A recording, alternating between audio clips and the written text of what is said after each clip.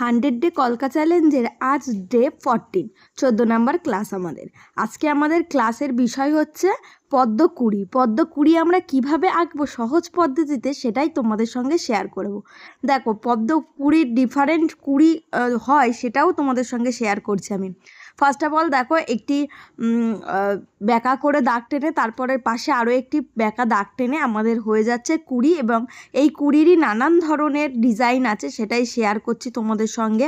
কোনোটা একটু পাতার মতো করে বেঁকিয়ে, আবার কোনোটা সোজা, আবার কোনোটা সম্পূর্ণ ভরাট, আবার কোনোটা একটু উল্টো উল্টো। তো এইভাবেই আমি সম্পূর্ণ কুঁড়িগুলো আঁকলাম এবং তোমাদের সঙ্গে শেয়ার করলাম। 2 নম্বর হচ্ছে, এবার এটাকে পদ্ম করব কিভাবে। ফার্স্ট অফ অল আমরা ফার্স্ট ব্রাকেট যেটা করে থাকি সেরকম করে ওপর থেকে মাঝ বরাবর বেঁকিয়ে একটি দাগ টেনে দেবো। দেখো, ফার্স্ট ব্রাকেট কেটে ওপর থেকে মাঝ বরাবর একটি দাগ কেটে দিলেই হয়ে যাবে আমাদের একটি পাতা ডিজাইন।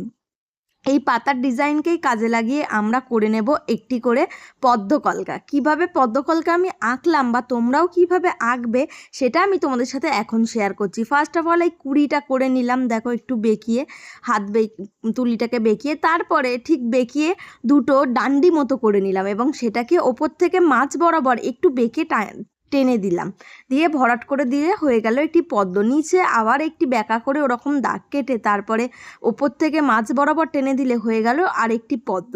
তো তোমাদের এই পদ্ম কেমন লাগলো অবশ্যই আমাকে কিন্তু জানিও। এরপরে চলে আসি সেকেন্ড খুব সহজ পদ্ধতিতে পদ্মের। দেখো, ফার্স্ট একটি কুঁড়ি করে নিয়েছি।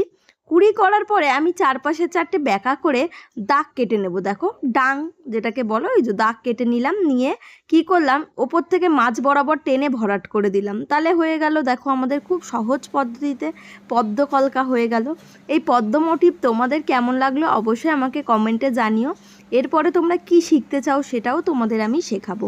তো আমার আজকে ডে 14, এখনও অনেকগুলি ক্লাস বাকি আছে। তোমরা এই